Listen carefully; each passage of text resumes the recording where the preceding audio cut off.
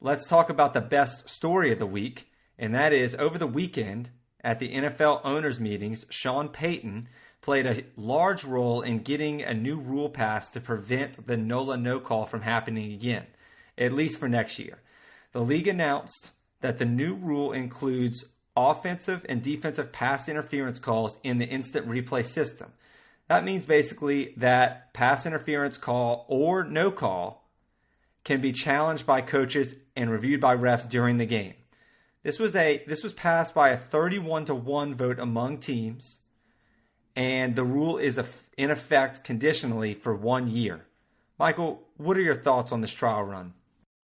One, I think it makes the NFL look a little bit reactive, and we've sort of discussed it a little bit earlier, but I mean, the fact that they're just getting around to this, that they're having a 31-1 vote because of what happened, because of how bad it looked when the Saints didn't go through, or at least when the Saints weren't afforded the right opportunity to go through the Super Bowl.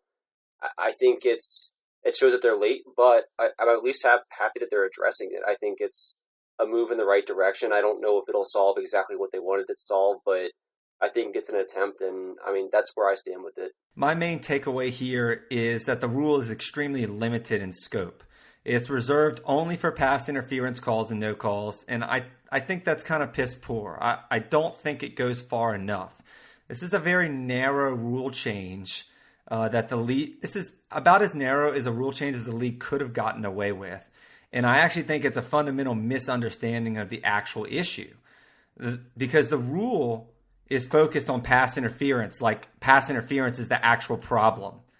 And the league acts like the NOLA no call shed light on the issue of pass interference. Like, oh, this is this big deal. Pass interference isn't right. But pass interference isn't the issue. The issue is your referees. The referees having too much power, that they weren't held accountable, that their calls were final and not subject to review. That's the issue. Referee mistakes and referee power, and how those human errors, if they're not subject to review, can determine the outcome of very important games. So pass interference isn't the problem, but this rule treats it like it is. The inability to review referee calls is the real problem here. And I think this is what you kind of call a carve-out law. I think it's both upsetting and alarming how much this rule entirely misses the point. It's like trying to fix a crack in your foundation with duct tape. It doesn't solve the problem. And the funny thing is, it's honestly like they can't see what's about to happen next. Michael, what's about to happen next? And the answer is games are about to be decided by other horse crap calls like illegal contact or defensive holding and personal fouls. They're limiting this one restrictive rule to pass interference. There are so many other fouls and penalties that can determine the impact of a very important game. So I mean, how far do you want? So you said that the problem, and I agree. Obviously, there's going to be some things that aren't going to be addressed with this rule, and that will be a problem at some point. So if you had to if you had to create a solution right now for this, what would it be? Because you're saying the problem is that the refs have too much power. So how would you counter that? Like, how would you address that issue?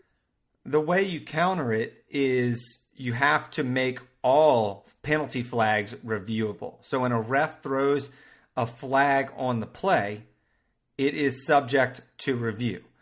And teams get unlimited challenges until they miss a challenge. They get it wrong. Because why are you trying to penalize teams from correcting referees' mistakes? Why are you not trying to hold the refs accountable?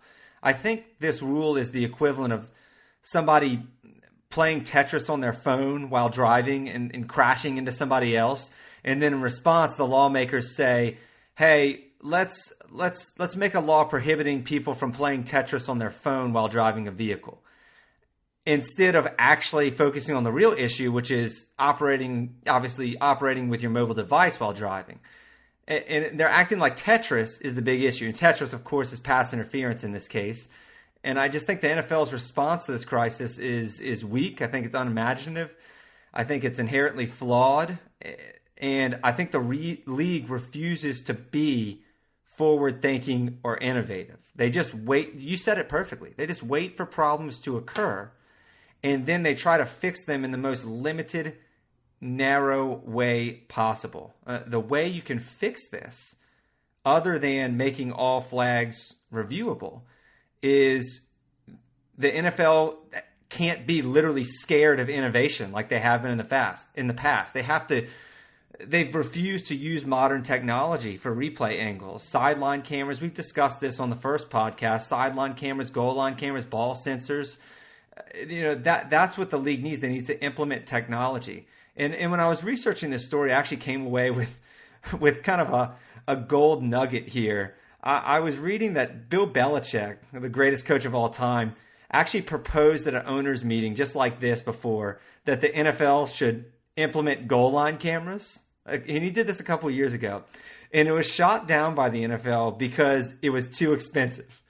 And the snarky Belichick, you know how he responded in front of everybody? He said, well, maybe you guys should have a bake sale to raise the money. Yeah, a bake sale. And this is a league that makes billions of dollars in revenue every year. I think they made like $15 billion last year in profit alone. And the commissioner himself makes $35 million. That's his annual salary. And the league needs to have a bake sale to be able to afford and install cameras on the goal line. I mean, give me a break. And we've talked about the efficient replay system in other sports, Mike. We've talked about how the World Cup's new replay on soccer offsides calls is instant.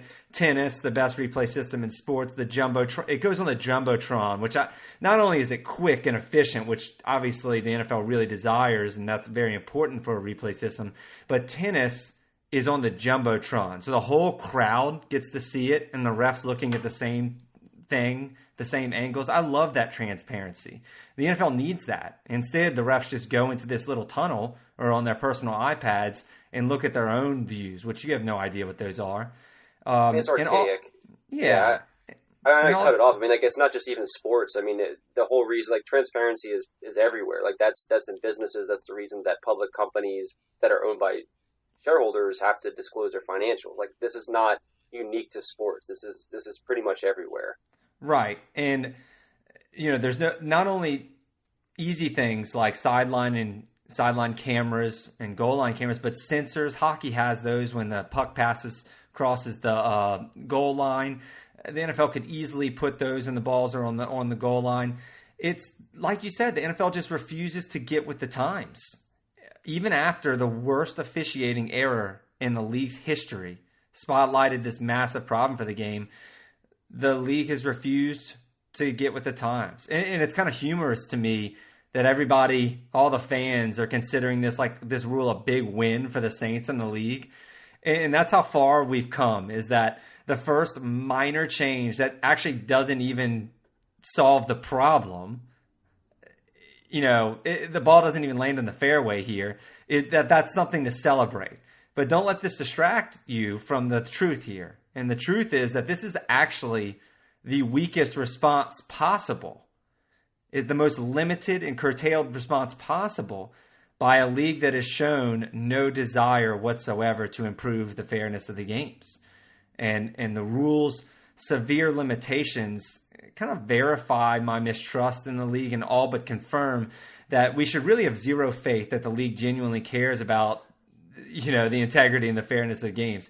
Because at this turtle pace, it seems like it's going to take them like a decade to get this right. And if anything, I think the narrow scope of this rule and the 1-year evaluation period just kind of adds fuel to the conspiracy-laden idea that, the NOLA no call wasn't the worst missed call in sports history, that it was intentional. And this lack of response to what should have been a major PR crisis makes me think that the league will do whatever it takes to keep as much power as possible with the referees. From what you're saying that they don't care about it. I mean, to me, it's a hierarchy of values. It doesn't appear to be their greatest value that they want full transparency and they want full accountability is probably the right word. I think you used it earlier. For the refs. I mean, it seems like they prioritize other things. And so if money is the issue, which is of course hilarious, I'm really glad you had this story. That's a ridiculous excuse. I mean, whether that's what they really, maybe that is the issue, they're not willing to invest it because they're just trying to get as much profit as they can for as little effort as they can. But I think if at the least it does display that the NFL is not primarily concerned with transparency. And I think that's a problem. So, yeah, they got to get with it. And like you said, the rule, don't get me wrong here. I hate the limited, narrow scope of the rule, and I think the league's really done a disservice. I don't think this fixes the problem at all. But it's a step in the right direction, I suppose, right? You can't argue that, allowing the refs to review pass interference is bad for the league, in my opinion. I mean, you're going to have those people that say, oh, it's going to really change the game, and why not review every flag? But obviously I'm on the side that you should be reviewing every flag. But even this rule, I think a lot of people are having questions about how it applies to pass interference itself. Like, for example, now a ref there's still too much discretion there with the refs just to review pass interference, because now a ref can say, oh, well, actually this pass interference call that would look like a pass interference call is actually not reviewable because it wasn't PI, it was defensive holding or illegal contact, not PI, so it's not reviewable, so we're just going to keep the call in the field. Or, if the ball is overthrown, that or uncatchable, that is a huge part of pass interference, Michael. Like when a ref has to determine whether a ball was actually catchable, because if it's not PI. So how is that part of the replay system? Like, is the ref determining whether a ball was catchable? Is that part of this whole thing? That hasn't been determined. And, of course, Richard Sherman said it best, a defensive back, a great cornerback for Seattle Seahawks, now 49ers, said, when you start reviewing this pass interference play, every call is going to look like it's pass interference, because the problem isn't that, you're reviewing it or the defenders are cheating. The problem is that the rule is so strict to begin with. I mean, you can't contact a receiver after 5 yards. I mean, you can't face guard. I mean, there's just so many rules put in place to help the offense and to promote scoring, and the defense just kind of gets screwed here. I mean, it's already so difficult to play defensive back in the NFL, and now it's going to be even more difficult. I think a lot of our audience might be asking, why didn't the league decide to review all flags? Why not holding? Why not personal fouls? And the league did issue a statement on that, which is worth talking about. It's because pass interference penalties can have a bigger effect on the game because of the yardage that can be awarded, presumably because it's a spot foul and an automatic first down. So in the league's mind, they said that, pass interference penalties can be 45 yards, so it makes this penalty extra important to review. But to me, that just begged, why didn't you start talking? Shouldn't the conversation right there when you hear that, shouldn't the conversation start with, hey, maybe pass interference shouldn't be a 45-yard spot foul if it's that? I mean, why don't we just do the old college rule where it's a 15-yard penalty? That's a very serious penalty, 15 yards. It's an automatic first down.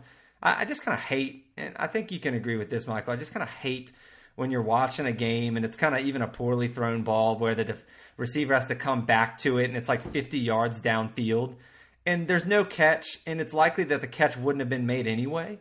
Yet, the ball moves 45 or 50 yards downfield. It's a 50-yard penalty.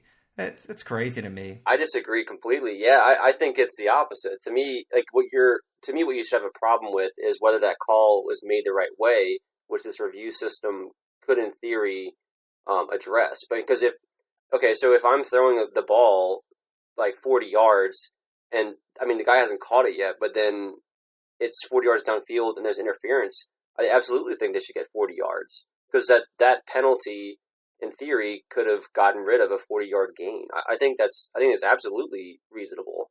I'm surprised we disagree on that one, honestly. On the surface, it's easy to say, oh, when a guy interferes with the receiver and prevents him from making a 45-yard catch, you kind of go into your mind thinking like, oh, okay, this guy was clearly about to make this touchdown catch, and he got interfered with, and then that's the reason he didn't score. But I will say most pass interference calls are not like that. Even the ones down the field, most ones downfield, it's like a real debate on whether the receiver was actually going to make the catch anyway, because a lot of these pass interference calls aren't desperation, like, plays where the defender tackles the receiver and really prevents him.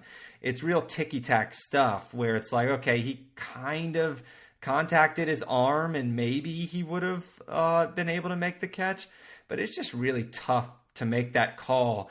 And not only is the call so tough, to make the call and have the influence of 45 or 50 yards downfield, that's 5 first downs. That's crazy to me. So that's where we kind of disagree. Yeah, that's nice. I guess we disagree on something for once, which is nice. Do you agree that all referee calls should be challenged, or do you think that that's a little too much?